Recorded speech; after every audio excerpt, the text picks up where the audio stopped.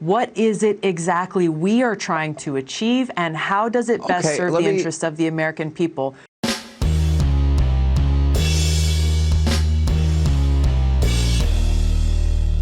How's everybody doing? My name is Anthony Brian Logan, and today we got to talk about this heated debate between Tulsi Gabbard and Sean Hannity over on Fox News. Now, a lot of you guys have been saying that Ukraine should get more help. They should get more assistance. They should be getting weapons and planes and tanks and X, Y, Z, this, that, and the third. People should go over there and fight, and they're going to defeat Vladimir Putin. Not the Russian Federation, but Vladimir Putin. I'll talk about that a little bit more a little bit later.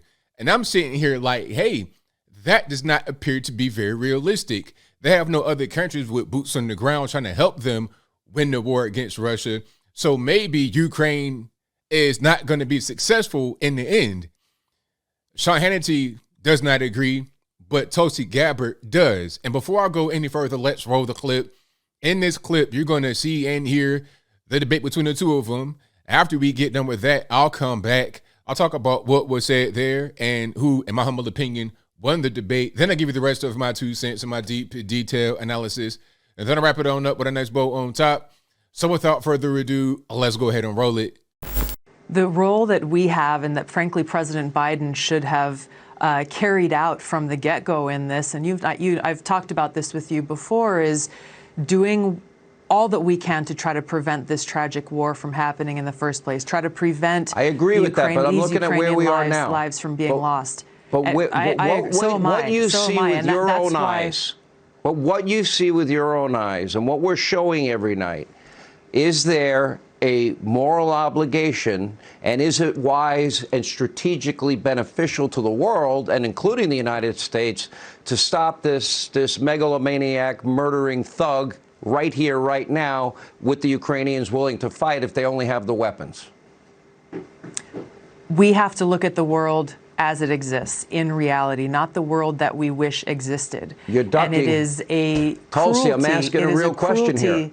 No, I'm trying to answer your question. The cruelty is to try to pretend to the Ukrainian people that they are going to win in a war against a nuclear-armed country that is out-equipped, that has stronger equipment, more tanks, more bombs, more planes, more people, more everything in Russia. It's just not realistic. So what should have been done from the beginning is the same thing that needs to be done now, which is a negotiated outcome. Wait a minute. Give them nothing because Russia has nukes and they might use them.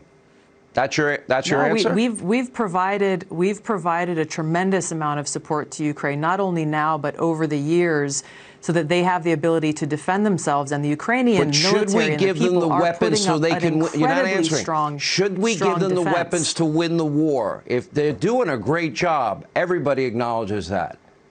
Should we give them all, and Europe too, give them the weapons if they're willing to fight for their country?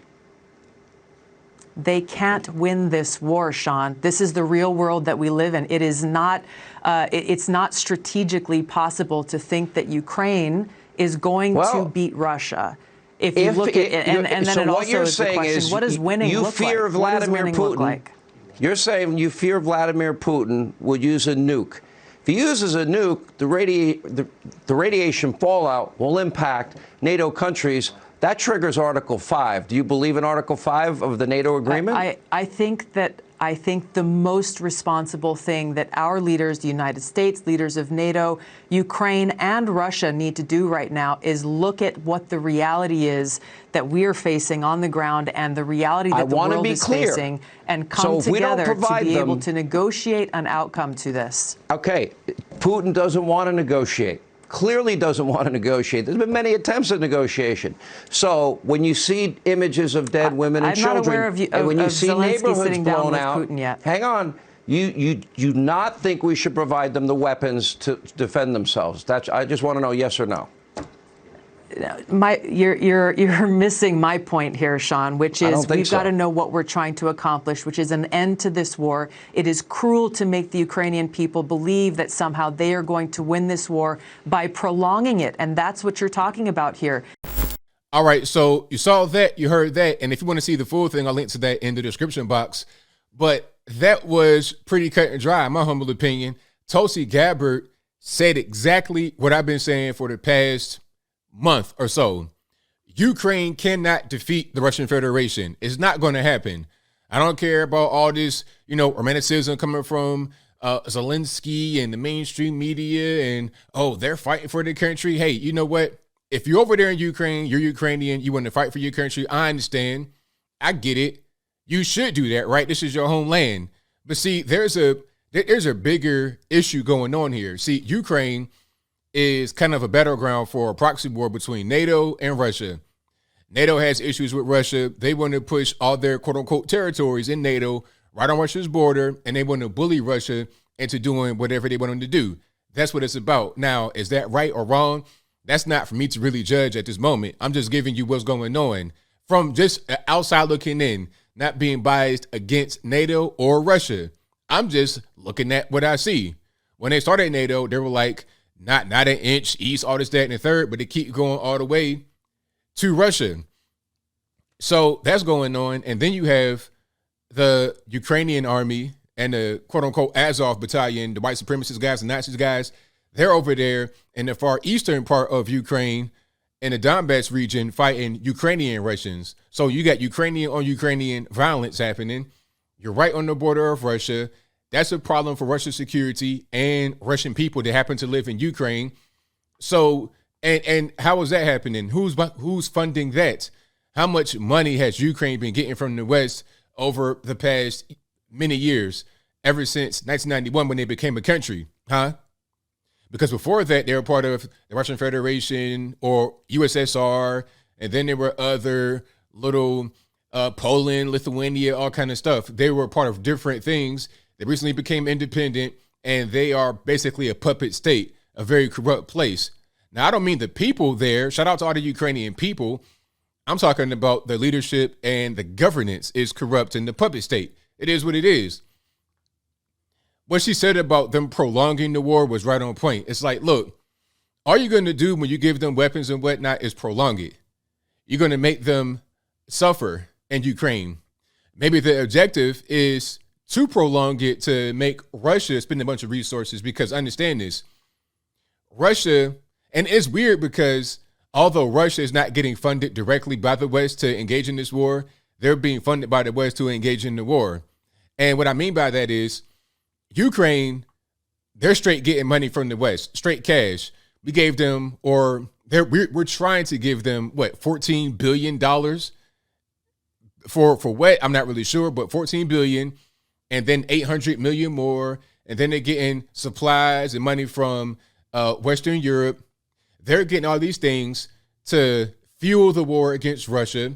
And speaking of fuel, Russia gets a bunch of money from the West, meaning Germany, France, UK, for the natural gas. I think Russia supplies Europe with 35% of its natural gas, and they get money from us over here because we got to get their oil and natural gas too.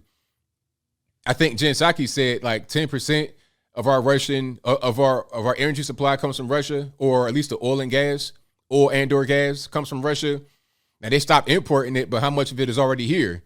Like we're funding it, but we're not funding it directly. And I guess the objective is to put sanctions and whatnot to kind of bleed them dry, to reduce their military might and or make them do something more drastic so they can invoke Article 5. So then they can get into a war, and then they can say, oh, well, Vladimir Putin started it. He's the reason why they started it. But in reality, the war was between Russia and Ukraine. Now, you could be for Russia, you could be for Ukraine.